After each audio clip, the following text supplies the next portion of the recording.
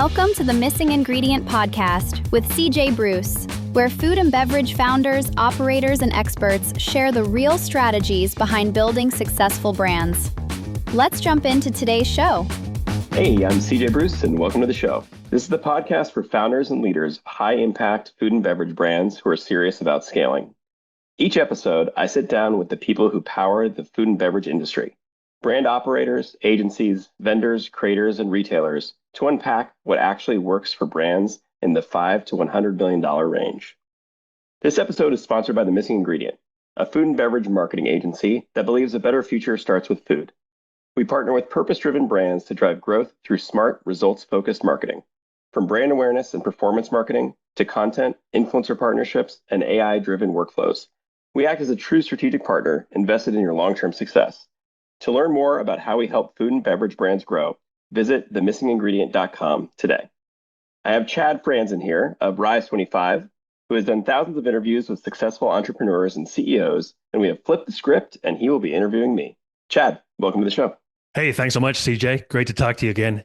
Hey, last time we kind of got to know you, kind of learned, broadly about the Missing Ingredient and what you guys do.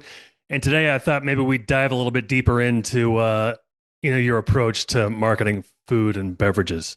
So tell me, as we get started here, what are maybe 3 mistakes that you commonly see food brands make in their marketing?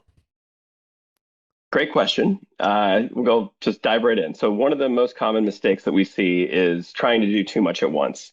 So this happened in a conversation I had just last week where a brand came and they wanted to be everywhere all at once with all the things.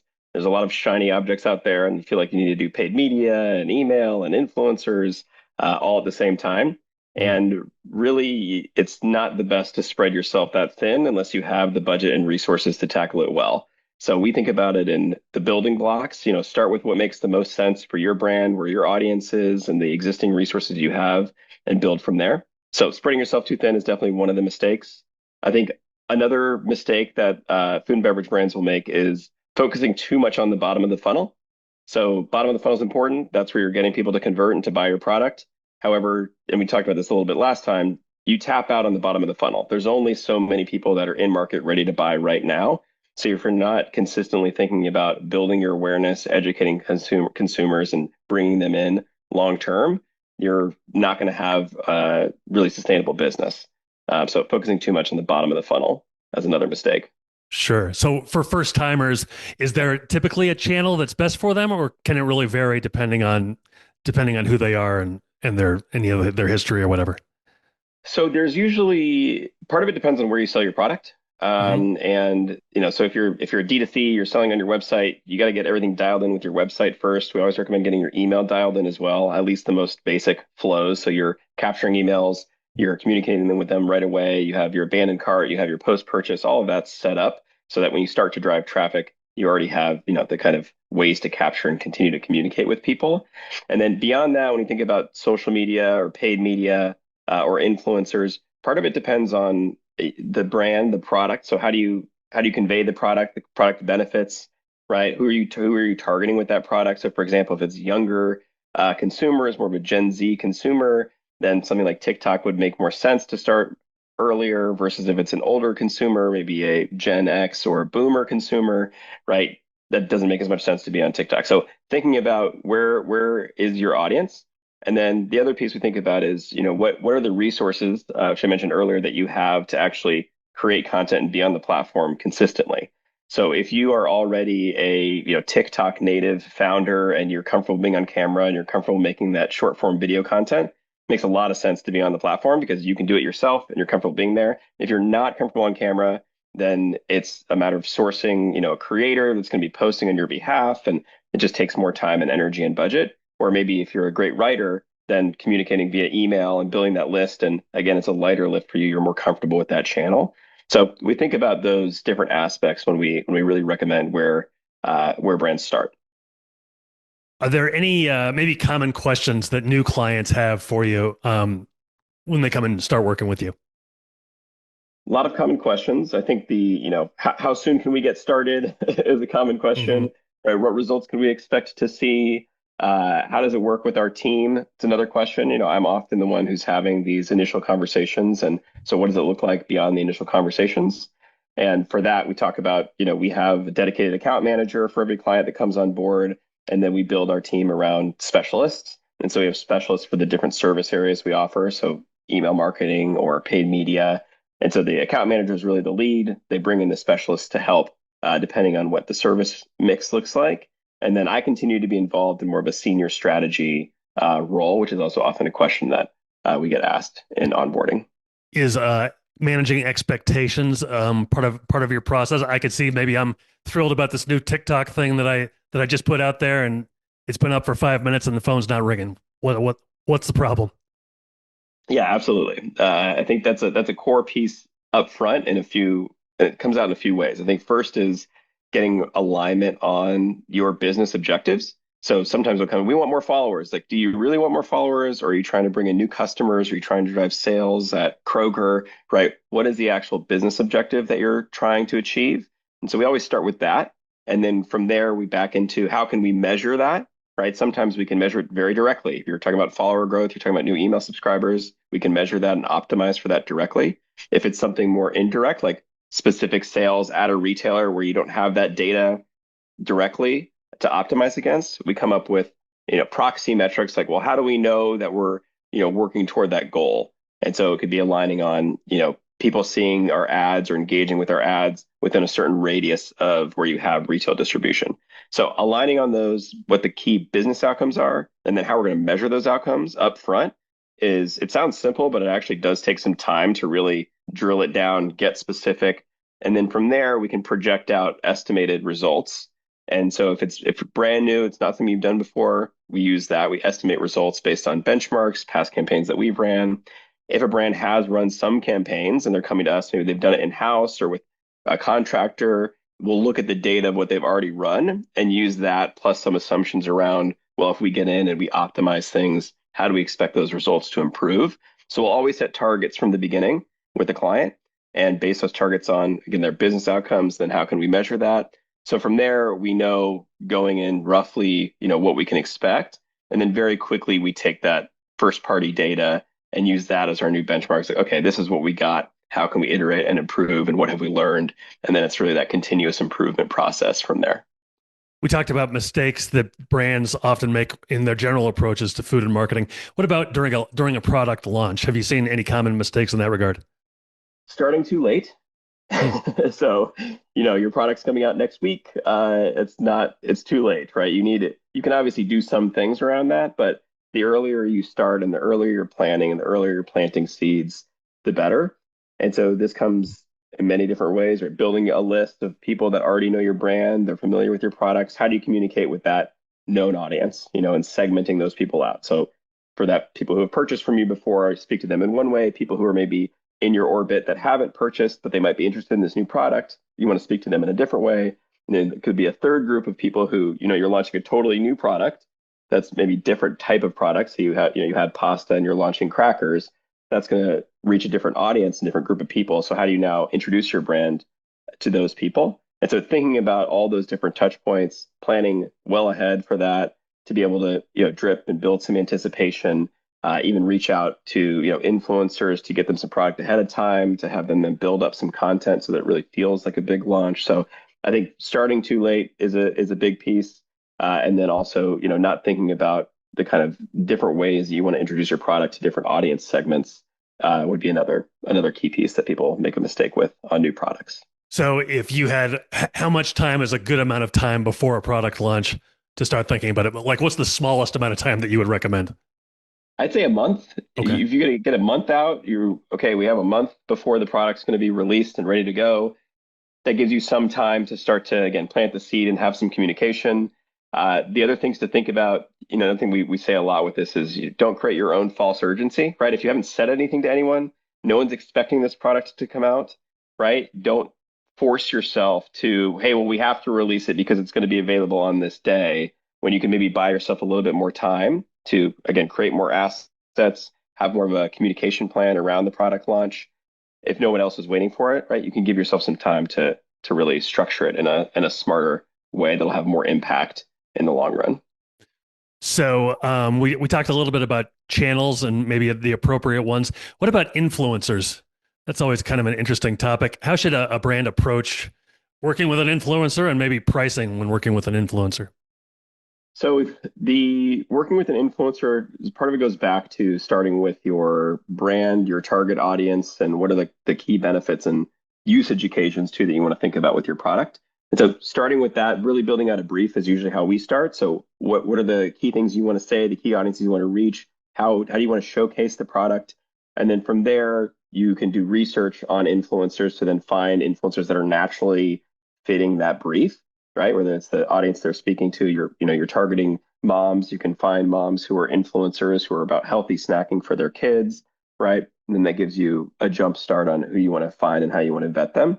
So that's the initial piece. And then looking into their follower count, but more importantly, really is their engagement. So oftentimes, people will see, oh, they have 1 million followers. It seems like they could, if they post about my brand, it'll be this huge success. That's very rarely the case for many reasons, but one of the reasons is the smaller influencers that are more in that micro influencer, micro to macro size, right? So like say 10 to 100,000 followers, they have Hmm. a much more engaged audience that's really connecting with them, following what they post, watching what they post, and you're going to get more resonance with your brand in that market versus someone who say has 1 million followers, kind of a broad audience, and who knows how they added those followers and where they came from over time. They're not as tightly connected with the influencer. So I think that's really key in finding them. And then it also connects to your question about pricing, right? So influencers, it's still the Wild West, I would say, in terms of pricing. So I've got this many posts, or I mean, I have this many followers, right? I do this kind of content, so I'm going to charge you X amount of dollars. So we always try to go into the performance metrics. So you're looking at, if it's awareness, right? How many video views are you getting on average for each of your posts that you do over a period of time? Setting a target cost per view, and that can get you a sense of like, hey, you get this many views, I'm willing to pay this much on a cost per view basis. So I'm going to offer you X amount of dollars. Or looking at their engagement rate again, so it's not just the amount of your potential reach based on follower count, but actually saying you want to bring people to your brand to buy your product, to be aware of your product. And so looking for those deeper metrics and using that in negotiating the rates. What goes into engagement rate? Is it like likes and comments or something like that? Yeah, exactly. So likes, comments, shares, saves, to really understand video views. We would also take into consideration if it's a video, people are actually watching the content. And so you can look at how many followers do they have, and then how many of those, cumulative engagements are they getting to determine that engagement rate. So all the engagements divided by their follower count to get a sense of what is their actual engagement rate. What role should an influencer play in a long-term marketing strategy? So this is a thing that we really focus on is ongoing relationships. So we refer to it as influencer relations for a reason. It's really about building relationships with people. They're creators on the other side. They have their audiences that they've built trust with. And we see the best success when brands actually take that time to build those relationships for the long term. So going and doing a transactional post with an influencer as a one-off, you can do that and you might see some success, but the value is really in long-term relationships. And that comes out in, you think about traditional media metrics, when you think about reach and frequency. So it's one way to think about it, right? If somebody in their feed that follows an influencer sees your brand one time, maybe they remember it, maybe they don't, maybe they were just kind of scrolling through. If they see your brand 5 times over the span of a few months, they're much more likely to remember you and much more likely to want to engage with the brand. So that reach and frequency, like how many people are you reaching in their audience and how many times are they seeing you, helps them to remember your brand. And then the other part is that you get more of a brand understanding with the influencers. So if they're working with you on an ongoing basis, they start to know the brand, they know the do's and don'ts, they start to come up with their own ideas, and you really get this collaborative relationship where they know the brand in and out, you understand what kind of content they post and what resonates with their audience. And that's really where the magic happens. Now you're co-creating content, you're coming up with concepts that will both communicate the key brand points and resonate with the influencer's audience. Were influencers even a thing when you first started? Kind of. When I very first started, it was YouTube, and there were YouTubers, and that was kind of the beginning for me at least. And so it was very early days, and they're trying to figure out, there was like the vlog, so like the daily or weekly video blog type content that people were posting. But it was even more Wild West than it is now. And that kind of gradually became these multi-channel networks, and there were companies that were managing multiple multiple YouTubers channels. And then that obviously, evolved and expanded into Facebook and Instagram and TikTok. And so it's a much more evolved and I guess you could say mature industry in some ways. However, Hmm. it's still, like I said, there's still Wild West elements and the pricing and the quality of the content and how people operate. So it was barely there, I guess you could say, when I started, and it's changed a lot. What are maybe some other changes that you've seen in the media landscape since you started? A lot more competition for sure. So Hmm. that, in the beginning days, it was a lot of the value proposition was, there's just white space here, right? You're on YouTube and Facebook and Instagram as a brand in the early days, and you had a lot more organic reach. You didn't have to pay as much, right, to reach your audience. There's just less competition. On the paid ad side, like the formats were relatively novel. So you see an ad and Facebook, and it's like, oh, what is this? And people are more likely to engage with it. So now much more competition, right? The ad rates have gone up, CPMs have gone up. People are a lot more jaded. They're a lot more aware of, what is an ad and what is not an ad. The complexity is significantly higher. There's so many different ad formats and platforms. And like we talked about earlier in the common mistakes, right? Where do you start? Where do you focus your time and money? So that's changed a lot. And then the sophistication of the tools, I guess, is another one, right? Like the amount that you can do within ad platforms, the AI integration piece, like we talked about last time, and then just the sophistication of the tools and the people that are executing on the tools. That's really evolved a lot since we started. Yeah, I feel like with Google ads, they probably have great power, but I feel like you need an advanced degree to figure out how to set them up effectively. Yeah, it gets very complicated. It can get very complicated quickly. And the other piece that's changed, and you could use Google Ads as an example, is the amount that AI or machine learning is involved in the process too. So it used to be a lot more manual, where you're manually, I got to select every keyword, I got to write the copy for every single ad. And now it's a lot more dynamic, where you're feeding the system and saying, here are the headlines and here are the descriptions that I want, and come up with different combinations and then see what the results say, right? See what actually drives those results. Hmm. And then I think what's still complicated, and I don't think there's great solutions, at least for smaller brands, is the multi-channel tracking, right? Multi-channel attribution.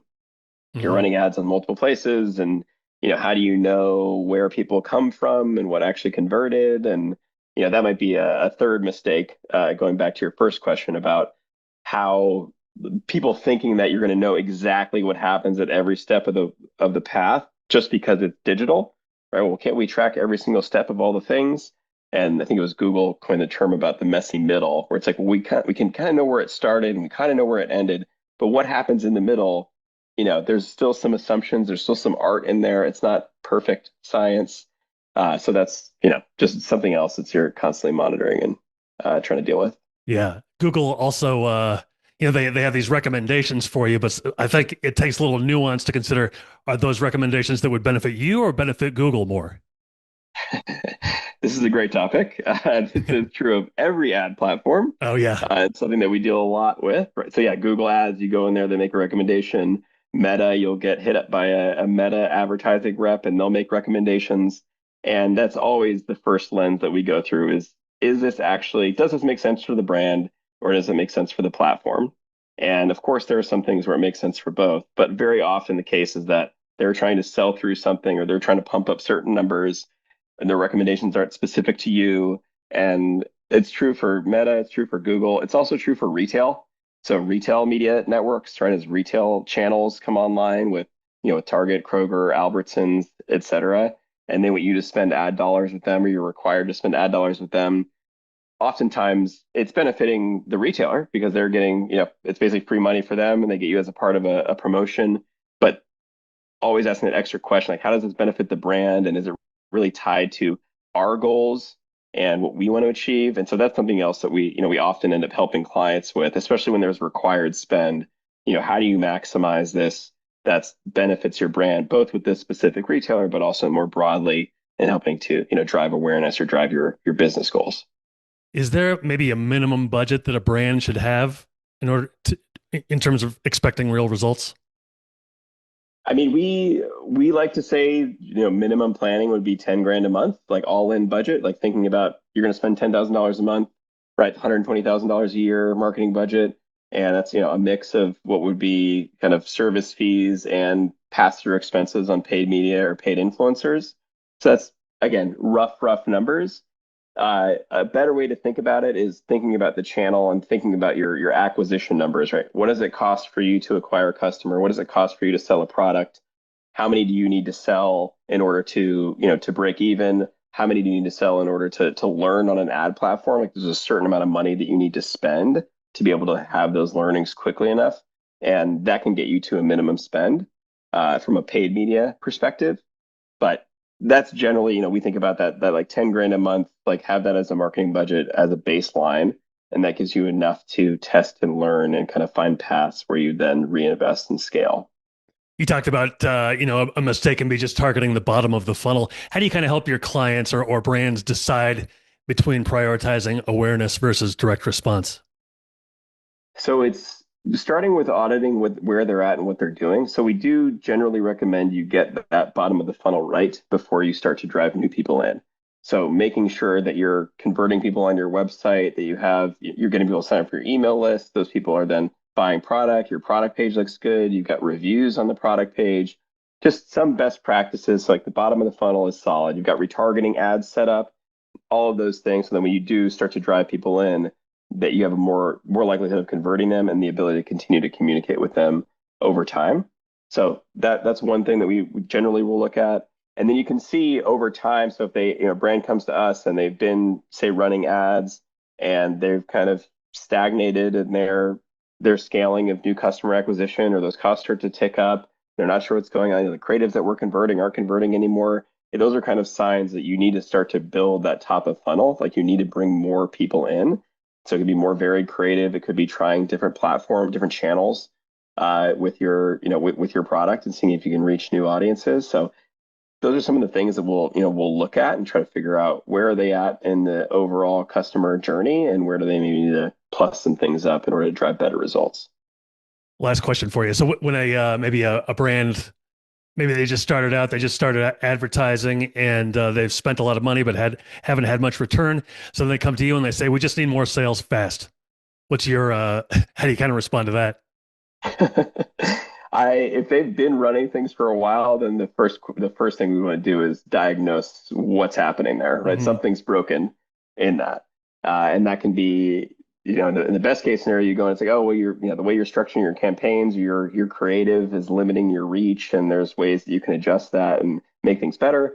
In the worst case, it's a more core issue. That's more of a product market fit issue. Like, have you found product market fit? Are there people that actually want to buy your product, right? Are you assuming that they want to buy it, or you're hitting them over the head with the same message, hoping that they'll buy? So it's always a red flag, honestly, if somebody comes and says like, hey, we need to drive sales fast and we've been doing all this stuff, or we've been working with somebody and like they're no good and we're coming to you to turn things around in the next 30 days. Mm-hmm. That's always a red flag. So we'll be upfront with clients, when they come with something like that. And if we see those issues, we'll give them some guidance and say, here are things that you need to go ahead and do yourself before you're ready for us to come in and try to turn some things around. Or have them just, take a step back and let's clean some stuff up, fix some things, and then come back at it, setting yourself up for more long-term success versus a quick win. Okay, sounds good. Hey, always great to talk to you, CJ. Very informative and insightful. Thanks so much for having me. Thanks, Chad. Appreciate the time. So long, everybody.